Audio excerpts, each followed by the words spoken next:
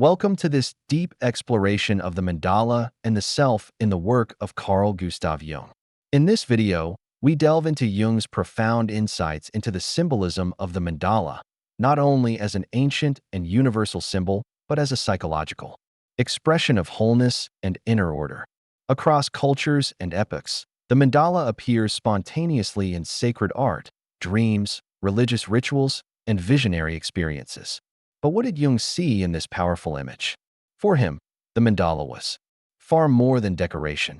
It was a living symbol that arises in the psyche to compensate for disorder, fragmentation, and psychic crisis. The mandala represents a center, a self, around which the conscious and unconscious can organize and integrate. Jung's fascination with the mandala began during his own descent into the unconscious after his break with Freud.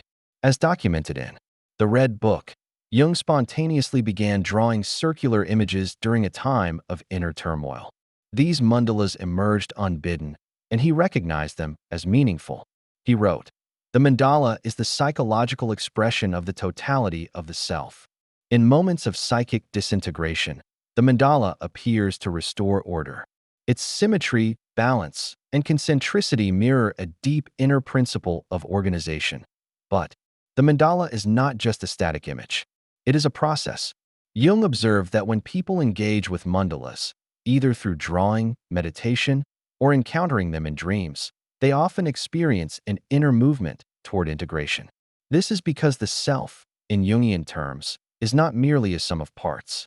It is an archetype, a living, organizing principle that unifies opposites, reconciles tensions, and guides the individual toward individuation. In Hindu and Buddhist traditions, mandalas are used in spiritual practice to focus attention and connect with the divine. Jung saw a striking parallel between these traditional mandalas and the ones that arose in modern individuals without cultural prompting. He concluded that the mandala is an archetypal image that arises from the collective unconscious, independent of personal experience. Whether it appears in a Tibetan thangka, a Christian rose window, or a patient spontaneous drawing, the mandala always points to a deeper wholeness. Jung emphasized that encountering the mandala archetype is not a sign of completion, but of a turning point in the inner journey. It often appears in dreams at times of transformation, loss, or spiritual awakening. Jungians interpret these appearances as messages from the psyche. The unconscious is offering a symbol of potential wholeness, a psychic compass pointing toward center. The structure of the mandala, a circle with a center, often divided into four or multiples of four, is symbolic of the quaternity, a key pattern in Jung's psychology. He believed the psyche naturally moves toward fourfold structures to symbolize balance. The four functions: thinking, feeling, sensation, intuition, the four elements, or the four directions. When these aspects are harmonized, the self can emerge. Point 1. Of the most powerful applications of the mandala in Jungian analysis is active imagination. Patients are invited to draw or meditate on mandalas that arise in their dreams or emotions. These symbolic expressions allow unconscious material to become visible and integrated into conscious awareness. Jung believed this symbolic work facilitated healing and transformation. In our fragmented modern world, the mandala offers a vision of psychic unity. It reminds us that beneath the chaos of personal and collective crises, there is a pattern of meaning seeking to emerge.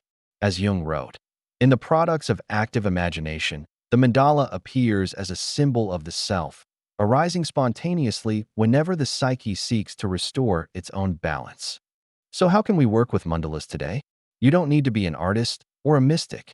Simply observing or drawing a mandala can have a calming and centering effect. Keeping a mandala journal, noting your dreams, and reflecting on personal symbols of balance and wholeness can deepen your journey of individuation.